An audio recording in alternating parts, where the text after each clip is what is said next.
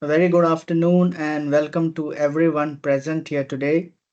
We are delighted to start yet another thought provoking webinar on connecting the dots. First and foremost, we extend our gratitude to our esteemed speakers for their participation in this panel discussion. A warm welcome to all. Squadron Leader Dimple Rawat, Director HR at Barco. Ms. Konika Chadda, Regional Market Leader, Financial Services Lead, APEC Professional Research at Conferry. Ms. Hina Tamija, EVP and Head HR at Religare Broking Limited. And Dr. Srividya Shivakumar, a TEDx speaker and teacher. Our esteemed panelists would share their views on this insightful topic, women leaders as catalyst for an equitable world. HREI welcomes you all to the session on connecting the dots. To know more about HREI and its events, I would request all our participants to visit the link and details posted in the chat window. It would be great to have all the participants' feedback. We will be running a poll before the Q&A session. Request all the participants to kindly give your feedback on the session. I now take the privilege of introducing our moderator for the session, Dr. Srividya Shivakumar, TEDx speaker and teacher. Srividya Shivakumar is critical acclaimed poet, content creator, editor, teacher, podcaster, columnist, and speaker. Her poetry book, The Heart is an Attic, debuted as the number one new release in Indian literature on the Amazon Global website in 2018. Srividya was shortlisted for the W.E. Kamala Das Poetry Awards 2022. Her poem Bamboo was nominated for the Best of the Net anthology in 2018. A teacher, a trainer, she taught verbal aptitude for competitive exams such as the CAT, GRE, GMAT, and SAT. She also conducted sessions on group discussions, personal interviews, and essay writing. As the Dear Mint podcast host, Srividya used her storytelling skills to spark conversations about mental health in a safe and supportive space for listeners of all ages.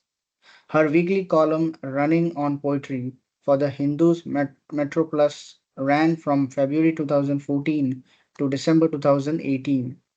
Her monthly column on poetry, The World in Verse, appears in the Deccan Herald. A popular orator, Srividya has delivered plenary talks and addresses in numerous places, including at three TEDx events. Feel free to connect with her on LinkedIn. The link has been posted in the chat window. Let's get right to it and give the platform to Dr. Srividya. Over to you. Thank you so much, Faisal, for that warm welcome. Good afternoon, ladies and gentlemen. We are very happy to have you all here for yet another thought provoking panel discussion. I'm delighted to be here, but more than that, I'm absolutely honored to introduce our two speakers. I'm starting with Dimple Rawat. The Director HR at Barco, Dimple Rawat is an HR leader with over 25 years of rich experience in developing and managing HR departments and contributing to productivity, culture, and cost savings initiatives. With a focus on overall organizational development, change management, business excellence, and transformation, she's a true business partner and employee champion. She's instrumental in the implementation of Agile as change transformation at her place of work. Dimple is proficient in leading talent management, organizational development, career planning, and succession planning for improving the competence of the workforce and costs. She's a person who accepts challenges, she says, and takes up the task with passion and completes it happily.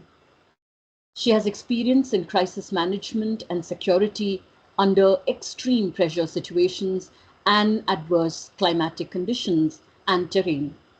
And here's why.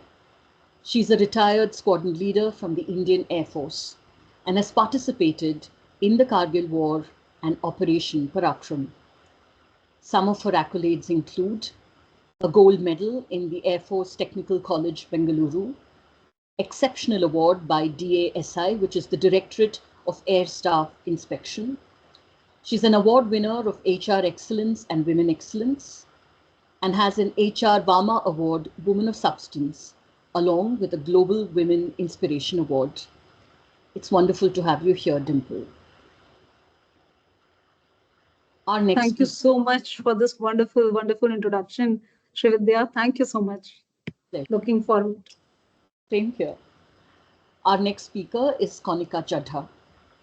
In her current role, Konika Jadha leads the professional search business for Korn Ferry, which concentrates on helping organizations build leadership teams across sectors like technology, financial services, consumer, life sciences, healthcare, and industrial. She's responsible for developing and growing this business through client acquisition, engagement, and delivery. Given her past experience as a business and HR leader, along with strong credentials in leadership placements, she comes with a keen sense of business acumen and understanding of various industries. Konika has been instrumental in establishing the leadership teams in some of the leading organizations in the country.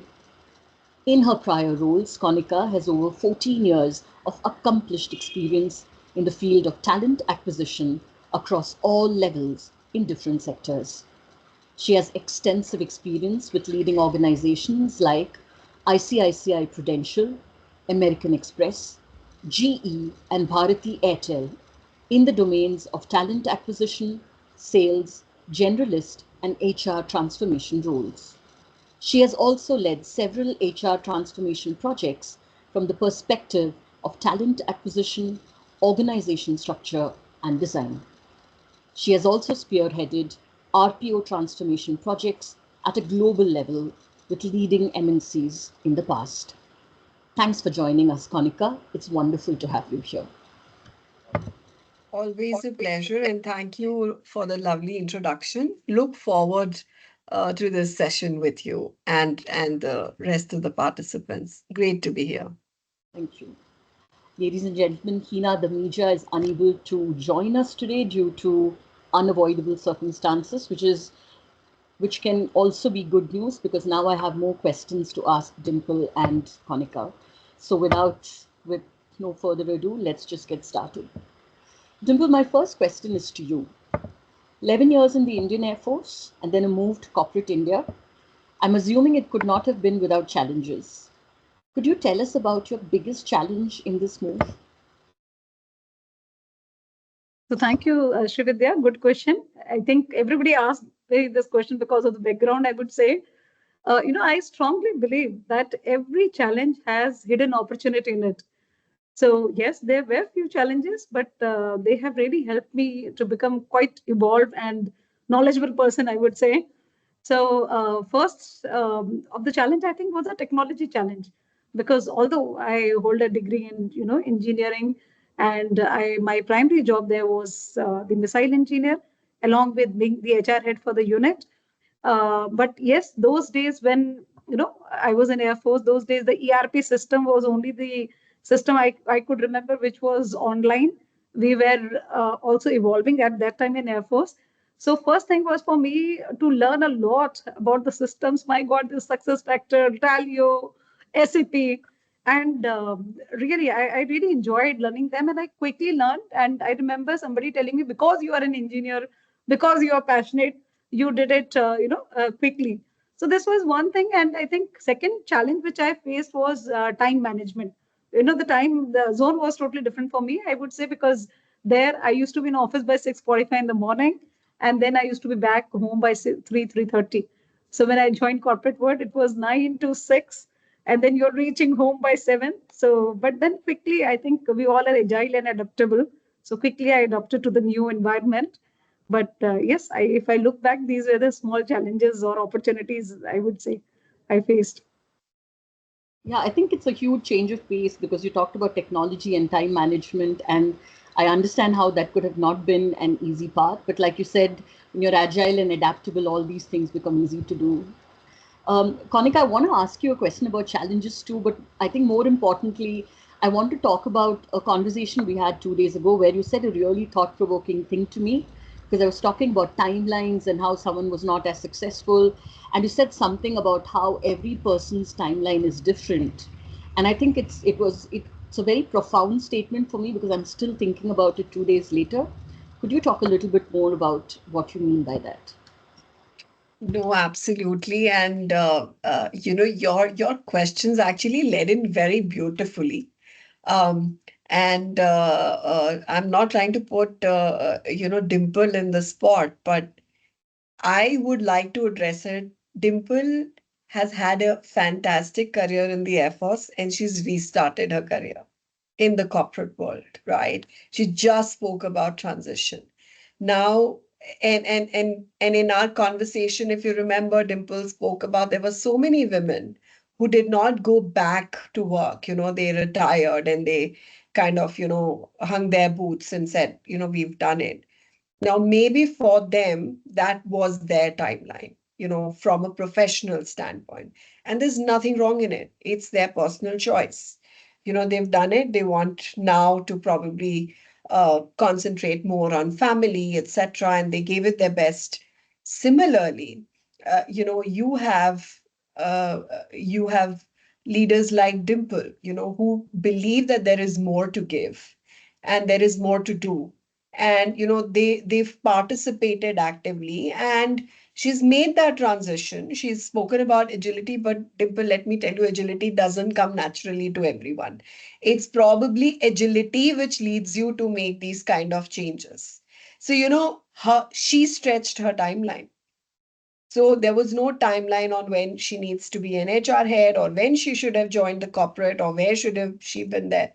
So the point I'm alluding to is, we've grown up with an understanding that our we have a cycle, and if in the first few years, you have to finish your schooling. After schooling, you have to finish your graduation. After graduation, you finish your post graduation, and then go back to a job. Now, see what's happening today.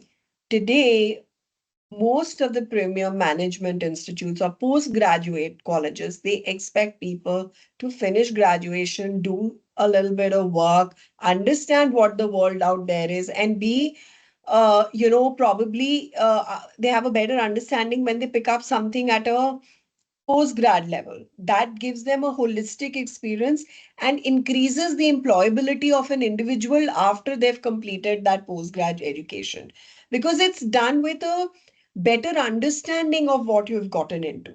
So, nowhere it says that because after graduation I did not finish my post graduation, I'm late to study later. I'll give you my example, Shividya.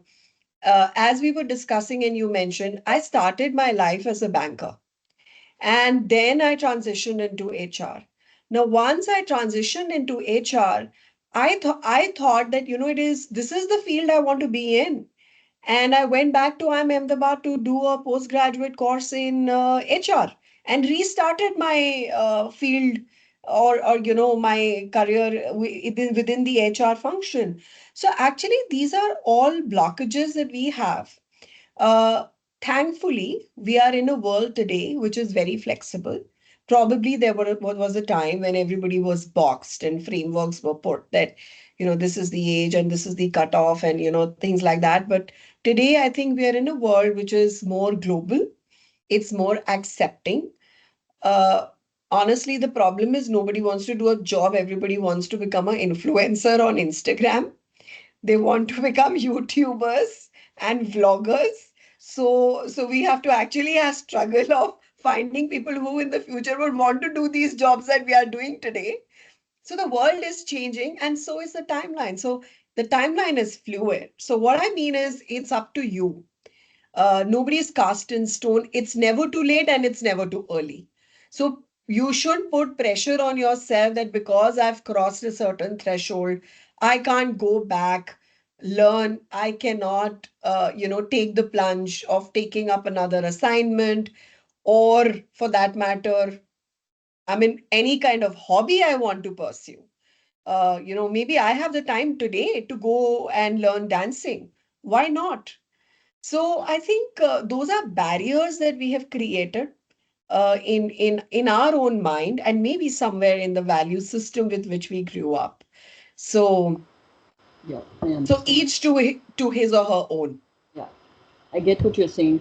In fact, I think this timeline, now you're talking about it from the corporate point of view, but I also feel as women, especially in Indian society, are meant to follow a certain path, which I'm very happy to Yeah, see is changing. But it is school, college, work for 2 years, some magical number this 2 years is, right? It's never three true. years or one. It's 2 years, get married, have a child, then people will ask you have another child, and then put them through school, get them married, and then people will say, when are you becoming grandparents? So that cycle and that circle just never finishes. It's nice to see that changing.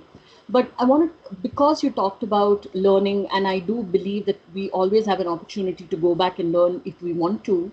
I think one part of learning is also mentorship. And Dimple, I know that you are a very big advocate for mentorship, mentoring people, and having been mentored. So, my question to you is, what role has mentorship played in your life, and how are you paying it forward, if that's how I can frame it? No, I think again a very good question. Mentors are very important in everybody's life. I firmly believe that. And sometimes they teach you very small thing, and which has huge impact in your career, in your own, not only the professional life, sometimes in the personal life also. So I can give you example. I remember my mentor from Air Force. So he taught me one thing that I used to always, we used to go to office with a briefcase. So then he used to see me always that I'm going inside the office and then sitting there. So once he just told me that why don't you do one thing, or why why you're going inside the office? Don't do that. You keep your briefcase outside the office and just take a round, because our offices used to be 1 kilometer perimeter. Meet people, speak to them. You will come to know a lot of their challenges, and then just speak and ask them that how was yesterday, and did they face any challenge, what is the task for today, and all that. So I learned this thing from him. And he also told me that, as an officer, you have to lead with example. You come at 6:45. Everybody is coming at 6:50. You reach office 5 minutes before. So these two small things have really created huge impact. So now when I look back and I reflect, so Srividya, this was just like stand-up meeting, which we have in, corporate for the agile. So mentors really, they play a very important role.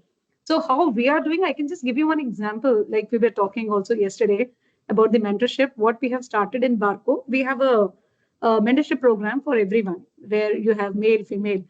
Now we have again launched another program where we have these females being mentor of each other.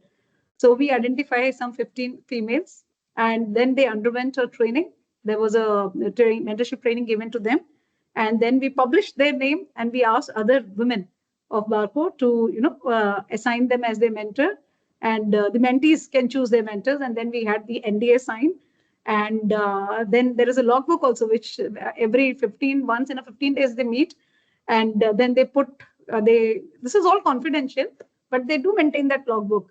And I see people are very happy after this, because we have another initiative, One Barco, Women for Women, where all the women, they come together, and we have a speaker from outside once in a month, who again mentors our ladies, women of Barco. So cross mentoring, reverse mentoring, everything is inspired here. And again, I think, as I was telling, I am also member of Wiki, Women Indian Chamber of Commerce and Industries, and also board member for Women with Wings. So that platform, both the platforms, so we have many HR heads or many entrepreneurs who have this ICF certification, or who have a lot of experience. So they also cross mentor. So that's how I feel, and I have seen see changes in these people, in these women, after they have taken this mentorship from this platform. So I think just a small step towards supporting each woman, and our mantra is every woman count. And I think that's what are my views on mentorship. Thank you, Dimple. You're right. Every woman does count. And what you said about reaching office at a particular time, having been raised by an Air Force officer father myself, this thing about punctuality is kind of drilled into you. And even if you want to be late, Not that I've ever wanted to, you're just unable to get over it. Uh, Konika, my question to you is the same thing. I'm very curious to know about how mentorship has shaped your life and your career, and how you see mentorship as a way to help other women rise up the ranks. No, absolutely. I think, Dimple has brought in some brilliant points and given some examples, and congratulations for Barco running a program like this. I think women supporting women, nothing can be better than that. And, because you understand the challenges that, you're kind of going through. And at the same time, you're also able to provide solutions or guidance which probably resonates well with you. It's not that men don't do that, absolutely do. And honestly, without mentors, Srividya, I don't think I would have been where I am today. Um, you know, when you're changing paths, from a business into a support function, and then you come into consulting, which is a combination of everything, and that too, when you actually don't have a background in it, you need a guiding force, which is going to give you the path, keep you honest, help you dwell into what are your areas of development and how to navigate. So, mentorship is all of this and more. It's like a sounding board, and somebody who's an expert in the area or is a much more experienced person from whose challenges and learnings you can learn faster. So I think a mentor is a must have for everyone. And like what Dimple shared today in Conferry, we have a global mentorship program. So while I am a mentor for some, I am also a mentee to some of the global leaders. Because if, for example, today when I move from an India specific role into a regional role, now there are different nuances that come in when you're suddenly managing multiple geographies because every country is very different. Now, as a leader, you need to understand, which are markets which you should concentrate on. How are people different culturally? How do you create strategies? Now, if somebody has already done a role like that, gone through that transition, and when that person is helping you as a guide or as a coach or giving you or helping you, create a framework for yourself, it's not that you will not make errors, you will not falter, but you will make far more informed choices. You will learn faster and you will fail faster as well. And it is always better to fail faster and learn quickly rather than to fail late because the cost of late failure is far more. So when I was in banking, I remember, uh, you know, um, from a transition from a banker into an insurance person happened similarly when one of my seniors actually moved into an insurance sector. And while having this conversation, that senior, who's again a very big global leader and leads an insurance company globally today, an Indian, he identified that you're actually more suited for a role like this because it's giving you access to people, you're very good with people, you have great relationship skills and you can navigate that network. Now, I didn't understand all of this, that, oh, I possess this. Oh, this means creating a network. Oh, this is how you navigate. So, it's always important. When I moved into HR with GE, we had coaches in GE. And that's where, when I alluded earlier, I went back to pursuing a formal degree in HR. It was only because I learned that if this is what I have to do in the future and I want to change course, not only is my experience going to count, but also my technical background. And for that, I need to make that investment in myself. Otherwise, honestly, these interventions would not have happened and I would not have gone on the path that I am today. So I hope I've address some part of your question. Yes, you have. You've addressed it very well. I think what you said about failing faster, I'm also reminded of that. I think it was Samuel Beckett about, ever tried, ever failed, no matter, try, fail better, which was, I thought, a very interesting sentence. It's like I tell my students, don't make the same mistakes, make new mistakes. At least that way we know you're learning. But if you're making the same mistake, it means there's been some communication gap, and tell me how I can actually fix it. So what you said about mentorship, revealing a side of ourselves that we ourselves did not know exists. I think that having that objectivity is extremely vital. And I think that's where a mentor's job becomes so important as well. I think my question is to you, Dimple. I think I speak for the audience also when I say I'm curious to know what motivated you to pursue leadership roles. I mean, it's a great life in the Indian Air Force, and I can speak from personal experience. But what motivated you to leave the Indian Air Force? Who or what have been your biggest influences in that journey? I think let me first answer the second part because you know that's the about the inspiration. So my biggest influences, if you say, first one is from my own family, my father. So why I'm saying so? Because my father, having three daughters, no son, born in, we were born in 1970s and 1970s to 18. And those days, we all know it was considered to be a challenge. And when everybody used to tell my father that he need to save a lot of money for us to get us married, he said, no, he inspired us to dream big. He said, you can achieve anything. You need to have that commitment, passion, and good education. So that's why I feel that whatever I am today is all because of my father, because he has been my first mentor, coach, everything. Second person, I think when I was transitioning from defense to corporate, it was my husband who consistently, pushed me. I was always passionate, but still, you need support from your partner. So he really has been a strong support for me. Today also, he's still with Indian Air Force serving. And so I have also made a lot of choices. So sometimes he's posted in Delhi, sometimes he's posted in the borders. And then I continue to work in Noida. So, but I think these two people are the main influencers. But other than that, a lot of books, the self-help books, they are so good, which give you motivation. There are influencers on the social media, like LinkedIn, and I think a lot of people, the peer leaders also, they motivate you. And why I chose to be in the leadership role is from the first part was that when my father told us that we can achieve anything, and when I saw this picture of women officer in the newspaper, employment newspaper used to be there when I was doing my engineering, and I learned that Indian Air Force is inducting women. So I said, oh, I need to wear this uniform. And I was very much fascinated by that.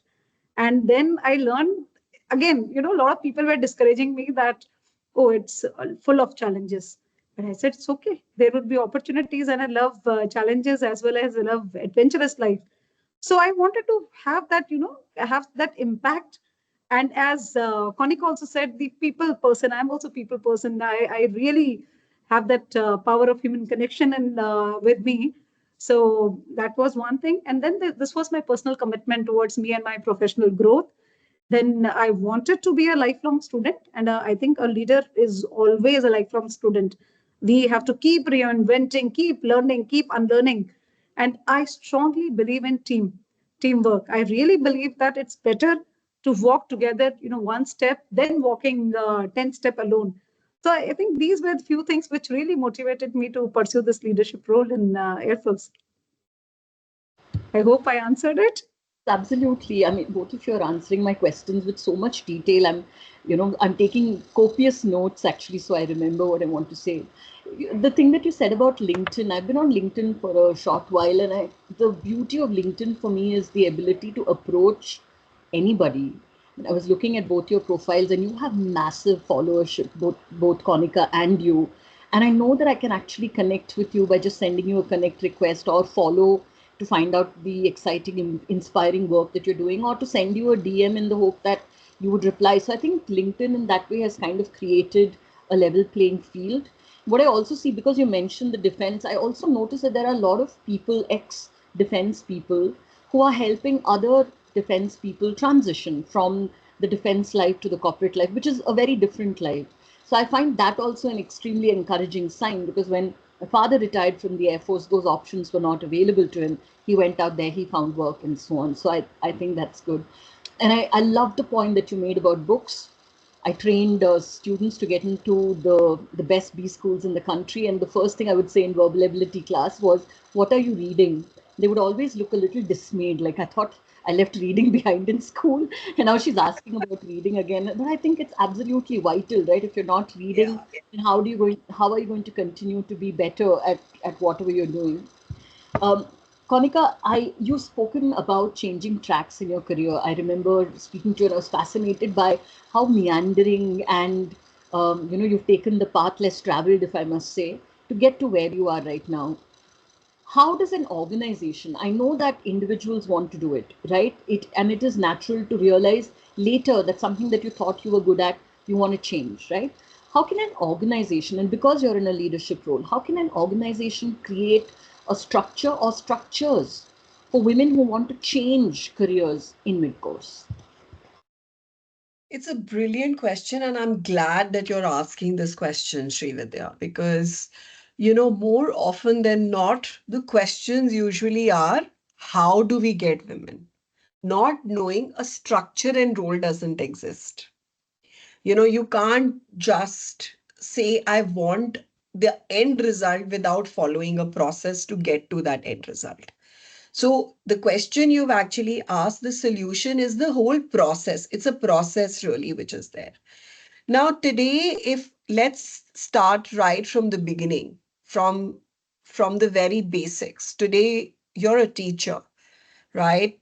We need to have, first of all, women continuing with their education and higher education. There are a lot which fall out. So the structure in our society has to be from there. More engineers like Dimple coming out from engineering colleges. Providing, in fact, I think structure starts from the education system where flexibility is given to pursue higher education rather, and they exist today, unlike our time, Dimple, in the 70s or before, where you had to go to college to finish your post graduation. There was nothing called online. There were no, later on I remember weekend classes coming out, which was called executive MBA programs, etc. But I mean, that was a privilege available to very few at that time, unlike today. So I think from education coming into the corporate, it's about employability. When you are moving into a corporate, see, getting in the bottom of the pyramid is not as difficult. And you have a very good representation of women when it comes to the junior management or entry level positions. The problem starts happening at the mid levels. The mid levels also coincide with the career journey, the personal journeys of women. They're getting married, they're having children, they have to make tough choices. A lot of organizations are very receptive today, and they have, flexible opportunities of people working from home or hybrid, and thankfully it's here to stay, it's not going anywhere. But even with those options really available, sometimes you have to have roles which are very clearly defined, could be, structured in a way which supports women to go through this critical phase. Because when, they are juggling between multiple responsibilities at this phase, at this phase in their life. And if we are able to support them, give them the right kind of breaks, give them those sabbaticals which are there, so that they know that after the sabbatical, I have an opportunity of coming back, and, looking at roles. And their women have to be open minded as well. They may not be able to come back to the same role and position at which they left, because there would be a gap from an experience, a technical understanding, etc. perspective. So if they restart their journeys, it is still better than not having a journey at all.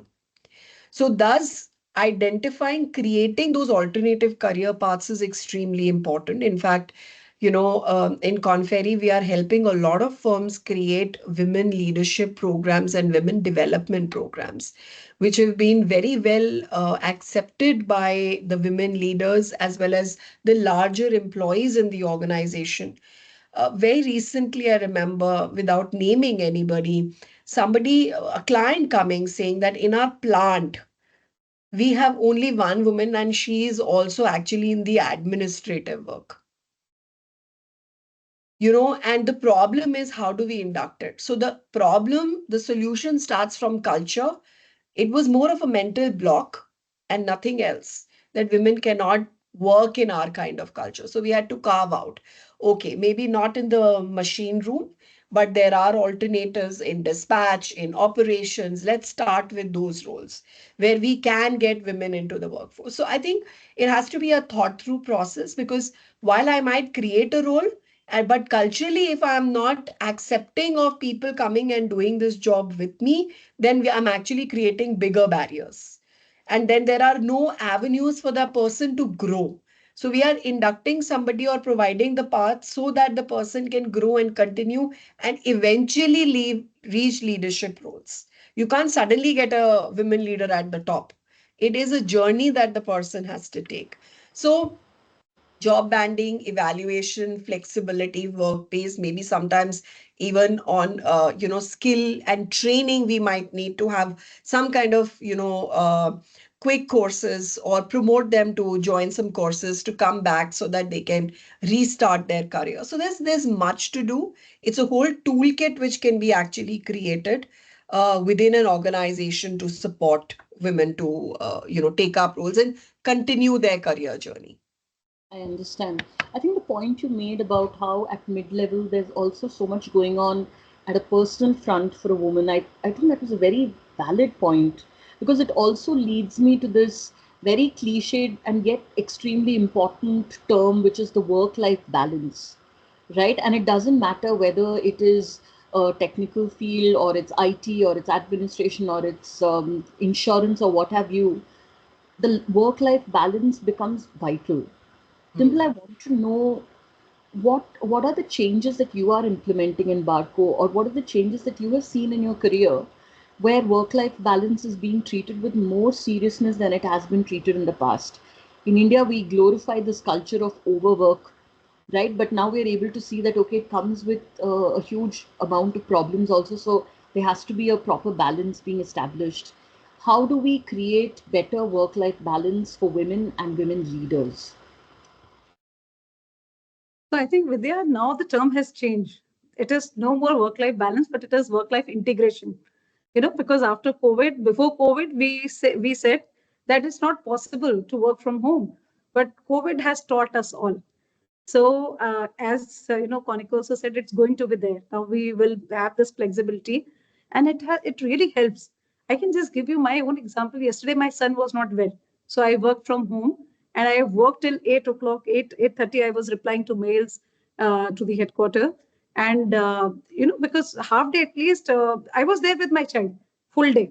I was taking care of him also, and but I had no pressure. I was working. So I think this kind of flexibility, what organization are giving.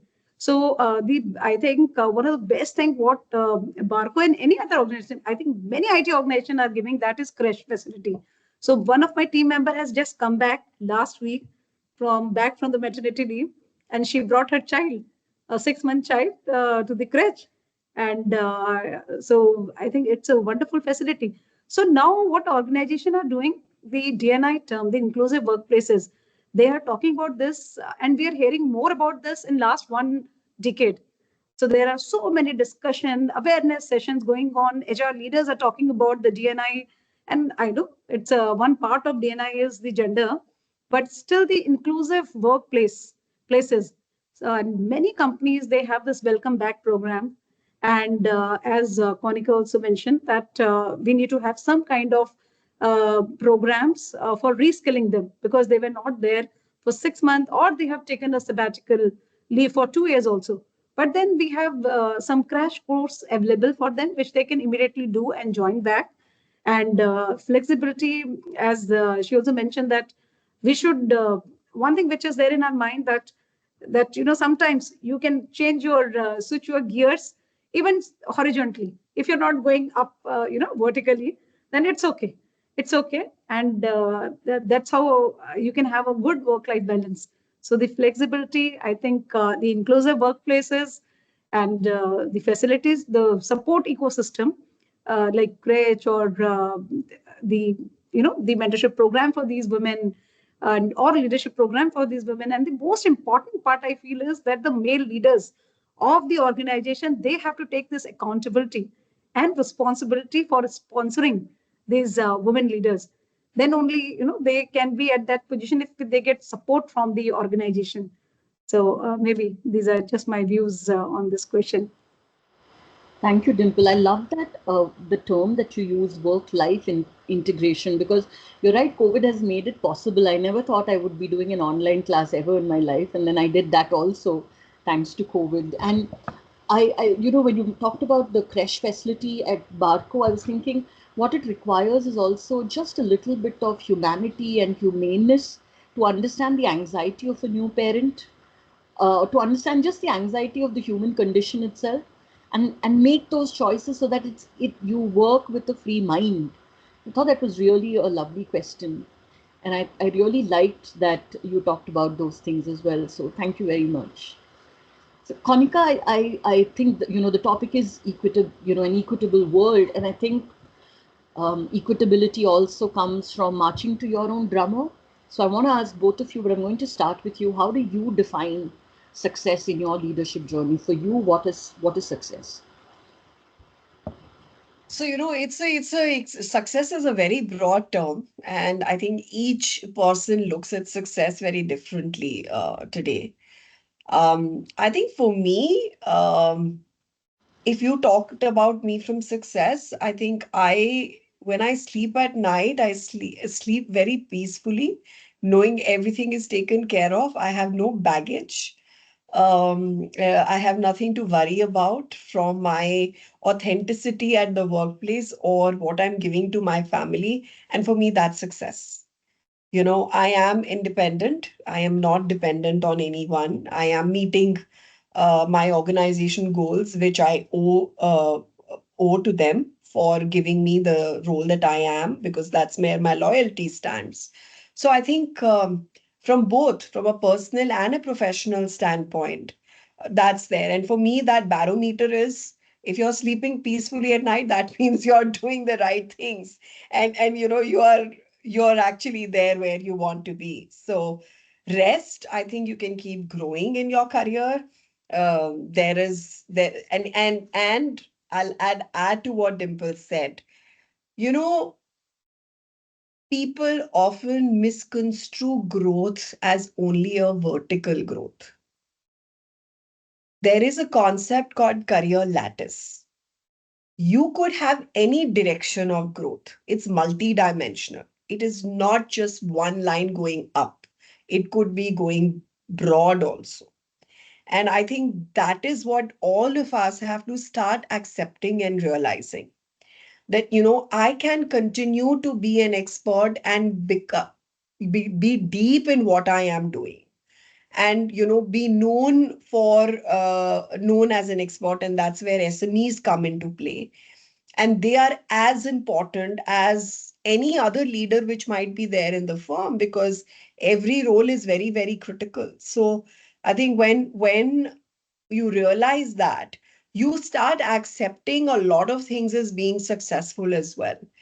Otherwise, a lot of times I've seen people get very bogged down. I'm not moving from VP to SVP. I'm not moving from SVP to EVP. And if I've not done that, I'm not successful. So it's actually not true. So I'll keep it there, and I'll let Dimple give her views also, and happy to come back if you have any questions. So, Konika, you said when you sleep Yes. well. I also feel that. But also for me, it is getting up in the morning when I look forward to the day. I am so excited. Ditto. I am full of passion that, okay, Ditto. how the day is going to unfold. So that's what is success for me. And I really like one of the statement by Mind Valley CEO, Vishen Lakhiani. He says that, if you are growing, or you ensure that you are growing, because if you grow, everything else around you grow. Your children, your family, your team members. So everyone, your society is growing, the generations are growing. So that is one thing. And I think also I recently learned, maybe because of the books or the podcast, what I'm listening to, and I'm practicing that, is a total mindfulness, being in present. That's very important. Always, most of the time, we are just thinking about what has gone wrong in the past or what is there in the future, which is a horizon. So the best part is when you enjoy your present, that's success, I think. So getting up in the morning, looking forward for the day, enjoying, the being in presence, and also creating impact, having the compassionate view or the empathy for other people. And when you have that, you feel that yes, you have added value, to somebody's life or the business which you are adding to. So that's what for me is success. And of course, at the end of the day, having a peaceful sleep is very important, as Kanik also said. You're right. I think I like what I think you've covered both sides. You've talked about peaceful sleep, but you also talked about waking up with the same energy and enthusiasm. Because every Monday when I go to LinkedIn, everyone's talking very mournfully about how the week has started. And I feel if you're mourning the week, then what are you going to do? How are you going to last till the weekend? Because you have a couple of days left to go. But yeah, I do have to confess that it's not always, although I love to teach and I've been doing it for 24 years, not every day is exciting. Some days you know that there's a heavy day at school or at work or in your training schedule, but my barometer for success is, am I more happy than a little worried? Then I think it's fine. So I think I'm completely on board with what both of you said. Konika, I have a question about leadership in technical roles. I don't come from a tech background at all. My background is completely literature and more. There is a conception, and you need to tell me whether that's right or wrong because I'm not sure. There's an assumption that there are very few women leaders in tech. Is that the case? And and if it is that case, how do you think we can fix it? No, very important. And I think today, I think this question's a very glaring question in front of all of us because everything that we are doing, right from the fact that imagine we are in this webinar, which is supported by a tech platform. Yeah. Tomorrow you're going to order groceries, that's on a tech platform, right? Everything is tech. You're doing HR systems, they are tech. You're doing finances and banking, they're tech. I'm just talking your everyday, and it's going to become more and more of that. We are now talking about AI, we are talking about space technology, we are talking about technologies which we don't even imagine are going to be there and intervey, becoming, which are soon going to become a very much part and parcel of our everyday work. Now, a pertinent question being, we need more of technically qualified people across the world, which is very true. Now, within that, and the very topic and essence of this entire discussion of women making the workplace more equitable is also equally true.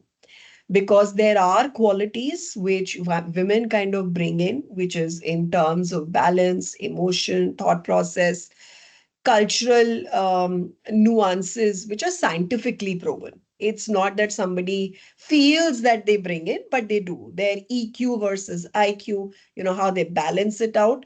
These are certain scientifically proven skills which are there. So when you have more women in the workplace, there is a different kind of balance that comes in. And there are actually studies, and some studies conducted by Conferry itself, um, and some of the leading consulting firms like McKinsey's and Bain's and BCG's of the world, which have actually related that equitable workplaces actually have higher profitability.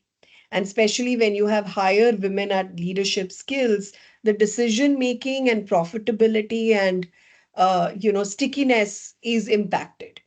Whether it's a needle movement, but when you talk about profits and revenues, even a 1% up and down can go into, millions and billions sometimes. Now, what do we do for that? Do we have a paucity of women in technical roles? Yes, we do. We absolutely do.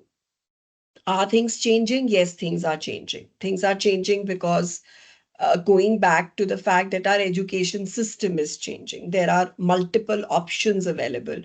We are seeing more young girls and women entering into technical courses, which were traditionally not really looked as courses which women would take very easily.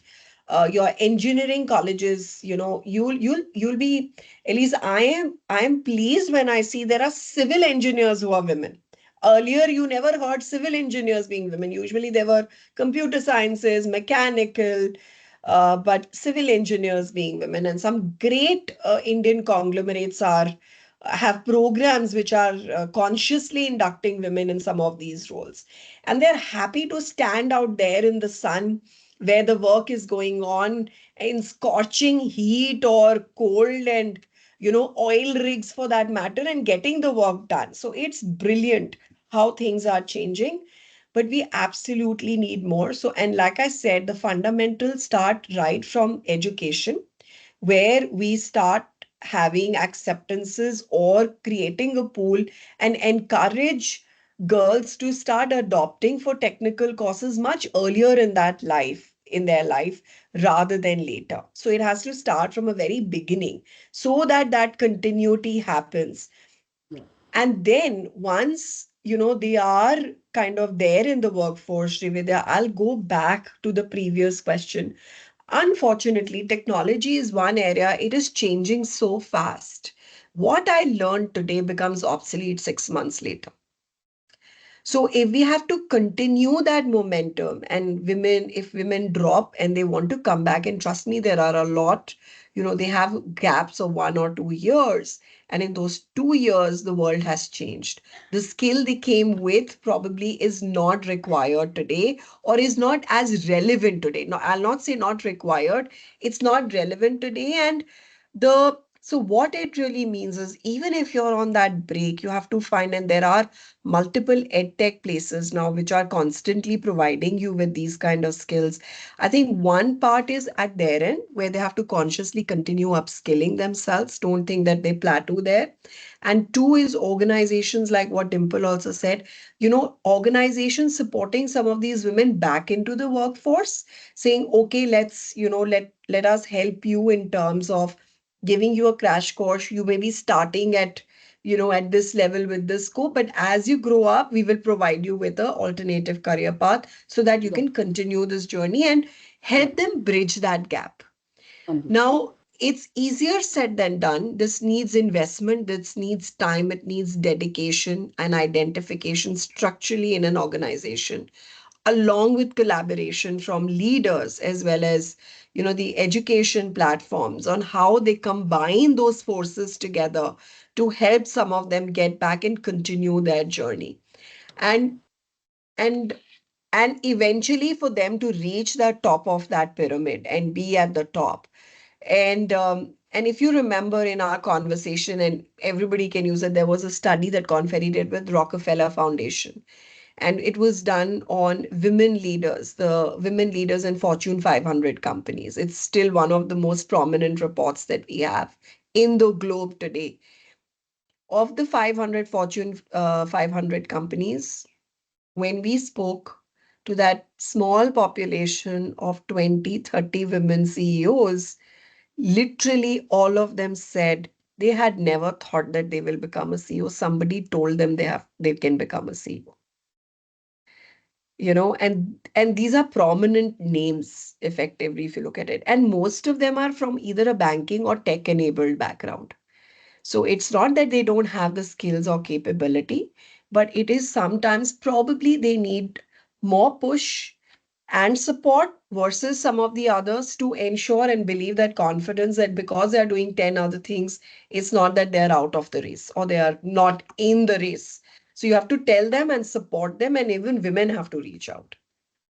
I think that that's one of the things I want to ask Dimple also. If we know that the self belief is important, and that's why I meant talk to you about everyone having their own timeline, because when you have imposter syndrome, it's nice to remember that everyone has their own timeline. So, Dimple, my question to you is, if you could make a prediction, if you will, of the future, what are the skills you think in the next 5, 10 years? Though I know it's a rather unrealistic number to give you, but what skills do you see playing an extremely important role when it comes to women wanting to get to those leadership roles? What skills? We know that reskilling is important, we know that self confidence is important.